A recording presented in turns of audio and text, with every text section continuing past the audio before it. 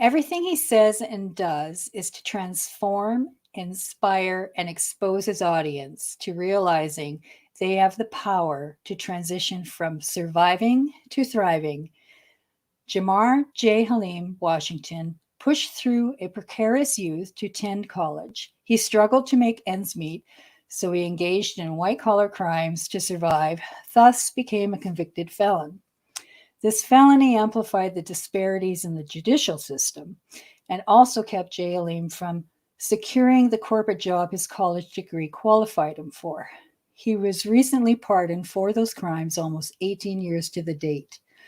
After years of failing to get a job, J Haleem became an entrepreneur and started his own businesses. His nonprofit organization, I Won't Starve Academy, provides education and training for entrepreneurs and career development focused on creating successful intrapreneurs. A nationally published and award winning commercial photographer, serial entrepreneur, business coach, motivational speaker, corporate trainer, and author of 3 books, I introduce you to J Haleem. Welcome, Jay. Thank you so much. Thank you so much. I try to realize who that person is you're talking about. Pretty extraordinary, actually. So, explain what intrapreneurship is. Oh, wow. So everybody's not going to be an entrepreneur. I don't believe that everybody should be an entrepreneur. But however, I think the entrepreneurial spirit should be in everybody. And so an entrepreneur is someone who decides to take on a job and make a career out of the job, but you have to have that entrepreneurial spirit. Entrepreneurs do not settle for the status quo. And so going into your job, becoming a manager, and really taking the vision of the company and creating your own vision within their vision for how you can see yourself growing and be super successful as an employee. That's what an entrepreneur is. So, when you were young, was there any adult who left a positive impact on you? I mean, yeah, it was, positive, and it's relative. That's a relative word for me. I took it as positive. I had 2 guys. One passed on. He was an addict, and I had a guy who's was a mechanic who always spoke well into me. They couldn't tell me not to sell drugs or do anything wrong because they had, but at the same time, they always spoke highly of me. They always tried to make the best of my situation, give me good words of encouragement. Even the older guys in the neighborhood, I had to learn. Hindsight is 2020. They did the best that they can for me. When I was playing basketball, they wanted me to play basketball. They knew I had financial issues in my household, growing up with 8 people in my household, 7 of them strung out on drugs. They knew they couldn't tell me to go get a job because they didn't have jobs. So the only way they can tell me how to make money is the way they made money. So I don't blame them for that. They only did what they can do. And they tried their best to protect me. Once you step on your foot in the street in a certain level, you have to protect yourself. But they did the best that they could. I didn't realize I lost an uncle last year, almost a year ago in November. And he was probably the most positive role model I had, but I didn't realize that until he passed away. He was a hardworking gentleman, but he didn't live in my household. And my household was the ones where nobody really worked. Nobody had jobs or anything like that. So he was not at my house, but he definitely always had a strong work ethic. He took care of his family, and he tried the best to do what he could for his nieces and nephews as well. So, yeah, I had some things, I didn't see that before, but hindsight is definitely 2020. And that is really the key, too, because how a child feels in their own household growing up determines what kind of tools they receive to follow their path, doesn't it? Yeah, definitely. And, we didn't get those tools. I mean, we showed love by fighting, each other and other people. We didn't ever have a problem with that. It was just really tough love. And it was like my grandmother told me at 13 years old, she lost her job. She got injured. And she didn't have one of those type of jobs with, workers' comp and stuff like that. She just couldn't go back to work anymore. She was like, hey, I'm not going to be able to feed you the way I was or give you good, nice clothes It said you got a house to stay in and you can eat. I wanted to be an overachiever. I wanted to play basketball. I would come home late, 7, 8 o'clock at night, sometimes 9 o'clock at night from games. It's 15 people in the house. There's no food left unless it's like vegetables or something like that they didn't want to eat. But it sure enough wasn't no chicken or pork chops or any of the good stuff. So, you had to figure it out. And but again, I knew the love was there, but my grandmother couldn't do but so much. And once you have your own profession, it's hard to get out of that lifestyle, isn't it? You hear stories about people getting dragged back in by their friends and family, like the influences from the past when they're trying to get out of that. Like you see it in some of the rappers, and Michael Vick is a good example. He grew up with dog fighting. He thought it was okay because police, people of authority, were there at the fights betting. Yeah. So as a kid, you grow up thinking it's okay. And so once, how tough is that to back away from those pressures when in the back of your mind, no, you can't go back there? It's extremely hard because truth of the matter is drug selling is an addiction just as well as drug use. And people don't know that. My first time being arrested as an adult, they put me in rehab because, they knew I was going to college. And so it was my first offense as an adult. And they said, hey, well, you're going to go through this program. And part of the program was a rehab. And I remember being the first time there, everybody was doing it, what you see on TV, hi this person, hi that. And so they got to me, I said, I'm not in the right place. And so they gave their little backstory. And I'm like, no, this is not for me. I'm here for possession. And the guy said, selling drugs is just as addictive as using them. And it's absolutely a fact. The adrenaline rush that you get from being in that lifestyle. Because looking back, it wasn't that much money. Certain things we've done for a lot less money than I've done for a speaking engagement. I've driven from, 12 hours away for less money than I'll get for a speaking engagement, at times. So I'm like, it was just an adrenaline rush. The same thing, that dopamine hit that a user will probably get. And so it's very, very hard. So when you put around it, it's easy to fall back. So the best thing is like drug users, stay away from it. Stay away from people who are doing it. And that's what I had to do to not be in the mix of that. I haven't heard that side of it before. I don't think a lot of people discuss that. The selling of it is the addiction. It really is. That's a really good point. And really, once you have a record, it is a vicious cycle. I mean, actually, not even a record. If you got a bankruptcy or anything, and if somebody checks something, if you got any skeleton in your past, anything, right? And you can't get a job with a record, and is that why the recidivism rate is so high? Extremely, because at the end of the day, it's like this. For me, I was always a good kid. I never classified myself as a gangster. I'll classify myself as a hustler. I always knew how to make some money. And so when I stayed in school, never thought about dropping out of school. That was what I did at night. That was what I did to make money, to have nice clothes and, be able to feed myself. But when I went to college, I'm 700 miles away from home. I don't know anybody. I figure out a way to make some more money. That's where the white collar portion comes to it, as well as the other portions. That was just what I got arrested for at the time. And, I was just trying to figure it out, but I was never thinking about quitting school, dropping out. I graduated with decent grades, very, very good grades, actually. But I couldn't get a job. And it's like, okay, well, I was very good at doing this. It's very easy for me to go back here, because I'm fighting for this job that's not going to even pay me as much money as I made doing this, because everybody said I got to get a job and I got a degree. So it's very, very tough. But I was grateful to my wife for, giving me an idea. Her pastor had a cleaning business back in the DC area where she was from. She said, won't you try that? And I'm like, all right, whatever, I'll try anything. And sure enough, he was willing to talk to me, tell me the ins and outs of what I needed to do. And I started that business, and I was like, okay, cool. So that was about a few months after I graduated college, and I was okay.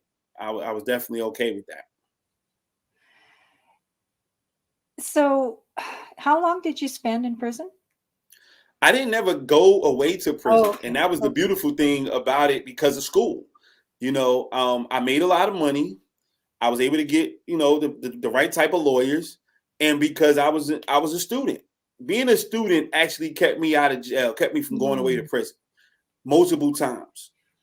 I've probably been arrested 8, 9 times in my life, and once I became an adult, when I got my first charge as an adult, I was supposed to go sit down, but I got good grades. I just graduated high school, and my cousin had connected me with a college and had paperwork saying that he's accepted to go to college. If you send him away, he won't go to college. They said, okay, it's his first time. We're gonna put him on a program, put him on a year probation, and then he finished the program. We'll expunge his record.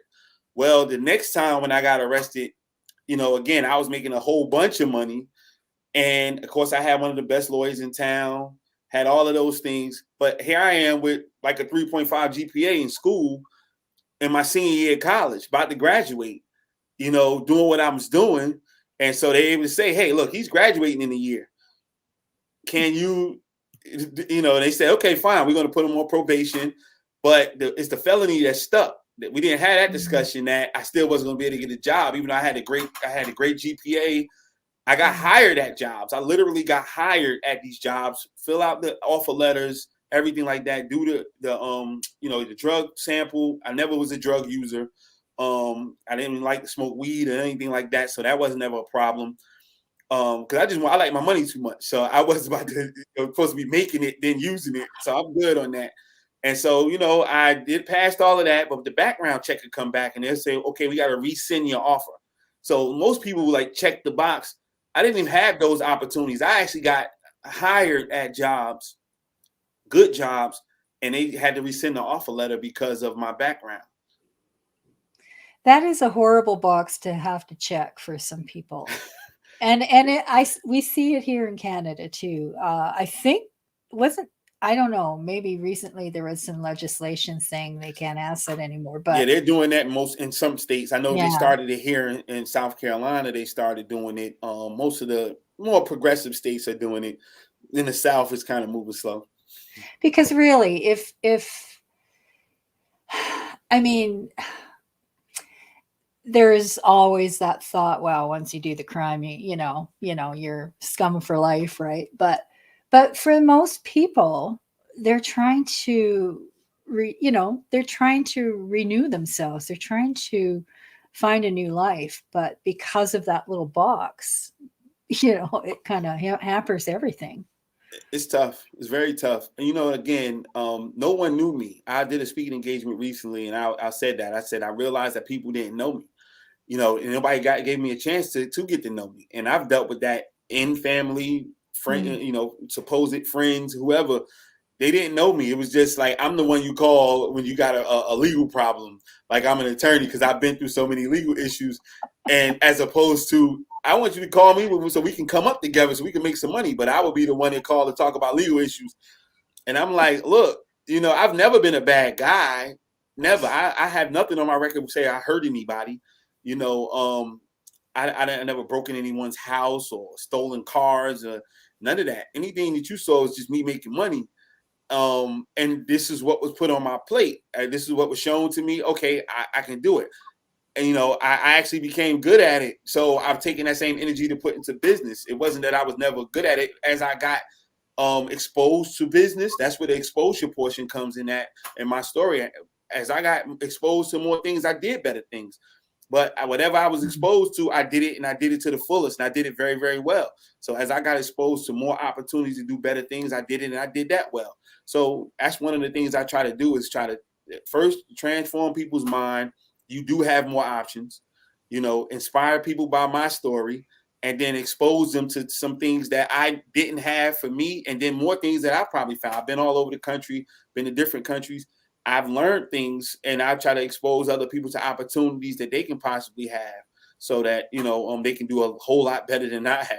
because I had to blaze a trail. I didn't have anybody footprints to step into, so I try to leave mine for other people. And that to me is the most inspiring of all. And when you are the trail blazer, it has to be a little bit depressing. How do you fight that depression? How do you fight that, to keep going? Because I mean, imagine it just drags you down after a while. I know, like, even just having a cyberbully does that for me. So Hey, listen, you're absolutely right. And, it just became a cool thing to talk about, getting mental health, and having a coach or a therapist in the Black community in America. That's just started to become a cool thing to talk about, and it was just like, you just had to figure out how to deal with it. And I didn't know. When I wrote my first book, I Won't Starve, I ain't never cried so much in my life, and subsequently after that, I mean, I was doing a speaking engagement, bust out in tears, like literally like in May, because I haven't been getting that stuff out. You just had to just build it up and just go. I think it's because I turned 40, I got a little softer, but it was just one of those things. I think I just had it built up for years. And, you looked upon as weak. Nobody wants to hear what they call excuses. And I tell people all the time, I don't treat people like that. If the people don't have the knowledge, wisdom, or understanding, it really is a reason. It's not an excuse. If they have the information and the knowledge, then they're making excuses. And there was a lot of knowledge that I didn't have, and a whole lot of people like me didn't have. And so we just made decisions on the information that we had. And so a lot of people, they didn't, especially for a man. I know a lot of people talk about women's rights, but it's very, very hard on us men, because we are expected to be, as hard as nails. I'm not talking about the toxic masculinity thing. Mm-hmm. I don't believe in that. I'm just meaning, like, if you have a woman in your life and she fails, it's your fault. But it's the man's fault. They'll say, well, don't you have a husband? Don't you have a man in your life? Like, no, that has nothing to do with it. If a man, you have to make sure you okay, and you have to make sure she's okay too. That's tough. So growing up, being with a woman since 19 years old, coming up, her family was affluent in my eyes. And, I didn't cut the mustard on paper at the time. I didn't measure up on paper, so it was very, very hard. It was very, very hard. And so trying to figure that part out, and then, trying to live both worlds, church stuff. I mean, I've been through a whole bunch of stuff. It was just a nonsense. I went through the church phase where, the ministers were not what they say they are, and I'm really like, okay, I'm going to be behind this 100%, because I'm just searching, searching for acceptance, not knowing that that's what it was, but just trying to be in the right space and trying to fit in. So yeah, it's tough, not knowing where you're accepted, where you're going to be celebrated, not just tolerated. So it's a lot. I love your quote. People do what you do, not what you say. How that is so real, and just in everything, not just work or play, everything. You're absolutely right. You're absolutely right. What did you learn along the way that you didn't know before? Wow. One of the biggest things I learned is that, the more I become, the better off I'll be, because, you couldn't put hustle on a resume, so I was willing to be a hustler. I was willing. Well, for a sales job, maybe. See, but that's the thing. I used to always get those too. Like, you put your resume out, people would call you for the selling knives door to door and all that other stuff like that. And who knows, maybe I would have been great at that. I didn't want that. I really wanted somebody to pay me a check every 2 weeks and get some benefits and all that other stuff like that. And because that's what I saw. My wife always had that. And I'm like, this is what was respected, to the people around me. And I'm like, oh man, I really, really wanted that, even when I was doing well in certain businesses early on. But the thing was, I wasn't something. So when you look at my resume now, over the last 10 years, I've become, that photographer that you read about. I've become the business coach. I've become the corporate trainer. I've become all of these things. And I've actually felt good about myself in that, because I do believe 1,000% that I won't starve because of who I am. It doesn't have anything to do with measuring up to anybody else anymore. You know, if you put me in another place, another country, all the skill sets that I have right now, I know I'm going to eat. I'm not going to starve. And so just learning that the more you become, the better off you'll be. You know, so that was great learning thing for me. So, what would you like? What are some of the most important things you want people to take away from your experience? The moral support. I mean, you got to get to Mm, know people. You got to get to know people. Ask questions. You know, you definitely can't judge a book by its cover. That was me. You know, no matter what I did, I wasn't good enough. mm, And so you can look at my track record. It didn't matter that I never did anything wrong to a person or to a certain set of people. It's because at the time my bank account wasn't looking a certain kind of way, or I didn't mm. dress the way these people thought I should dress, or didn't talk the way they thought I should talk. Even though I'm educated, I can, but it's fake to keep trying to talk like somebody else. Or like, I'm happy that I can wear a hat that has my name on it, and I just was at a school yesterday and I had stuff to say I won't starve on it. And I had a hat on. I never wore hats. It was the one they told take my hat off in school. And now they pay me to be there with my hat on. So, that's that's a blessing to me, just being myself. But if you would have got to know me, you would know that. So, ask questions, get to know, and really, really, don't judge a book by its cover. I love that. So, I won't starve. How we need to rethink our worth and potential. So a lot of people joke around when they're starting out in a new profession, like I'm the starving writer, starving actor, but you decided to take the different approach to that. Why? Again, the same situation. If you my first book, you read my first book, I was going through hell. I was at odds with my godparents. I was at odds with my in-laws. I was at odds with my wife at some points in time. And it was all about the same thing, my income, Mm, just the instability of that situation, me trying to figure it out as an entrepreneur, and my background, because if my background was better, I probably would already had the jobs and the stability and things of that nature. And so I tried it everybody else's way for long enough. And so I got a crappy job when I came back to South Carolina, because this is where I went to college at. And this is why I became a felon. So I had to take, an $8 an hour job because I still was a felon, even though I'm 31, 32 years old. And I said, okay, that's fine. That's a little bit of money, but I'll figure it out. I started hustling again, doing my, with the camera, shooting and everything. But the next year I went to a TD Jakes conference in Florida, and he brought out a full grown lion on the stage. This is when he was putting out his book, Instinct.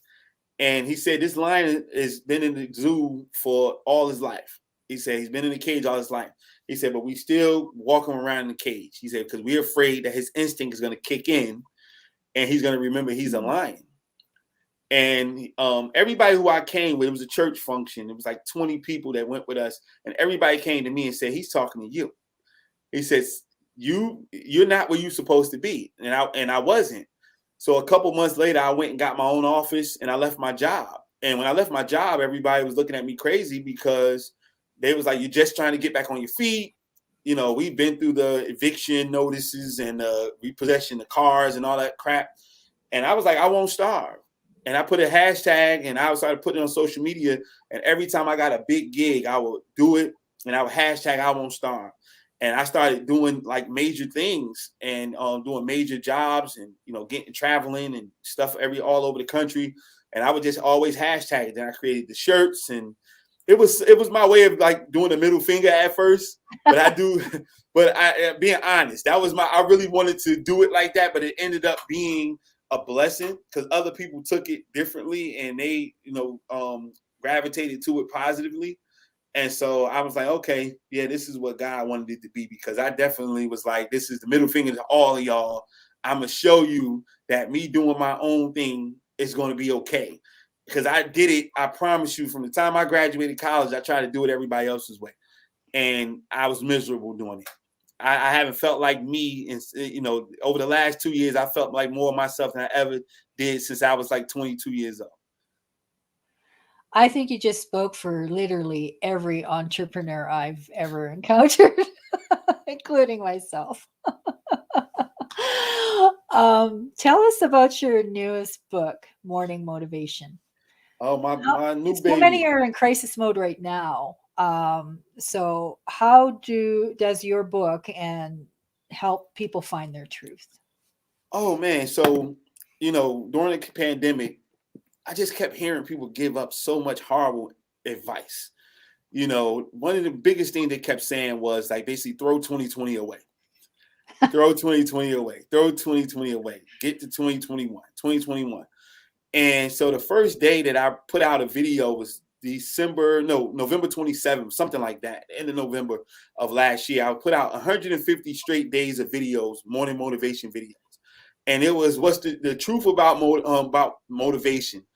And I just really wanted to tell people, like, stop telling people to get rid of this year, get rid of that year. They still got a month to go. How can they get started now? How can they start doing things and get prepared for 2021? Because I'm a sports player. You can't, miss practice and think you're just going to be great in the game. You know what I'm saying? So you got to practice and that stuff will come out on the court. And I'm like, let's get started now. And then it just caught fire. So I did put out something every day. But I realized that, in my journey, 6 years ago now, we went through a 1,000-year flood here in South Carolina. 5 years prior to that, we were in the middle of the global crisis, of the financial crisis, the recession. And my wife lost her job on Capitol Hill with 3 weeks notice, and no severance package, no nothing. And I'm saying, like, yes, COVID-19 is a crisis, but this is not going to be the last one. It's definitely not the first one. And so I wanted to give consistent encouragement through whatever crisis you went through. So I took about 11 or 12 of the best ones that I did, and I expounded upon them, and I, and wrote about it and put it out there. So it was just amazing for me because I didn't know. I know the book would outlast me. I didn't know how long I was going to be able to do the morning videos. So I said, well, let me go ahead and put something that people can take with them and bring it home. And it's definitely a conversation piece for sure. Wow. So what keeps you motivated now? What keeps you moving forward? Oh man, my daughter, my kids, not just like at the, from a tap, everybody says their kids. No, my kids are like looking at me. They go into each other's room and they knock on the door and they call themselves Mr. and Mrs. Washington, and they act like they're in business. My daughter actually, she just wrote her second book, and they're paying attention to what I'm doing. So I can't slip. I gotta be on point. My daughter questions. We have building sessions in the car when I'm dropping her off to school. We're talking about finances. We're talking about business strategies.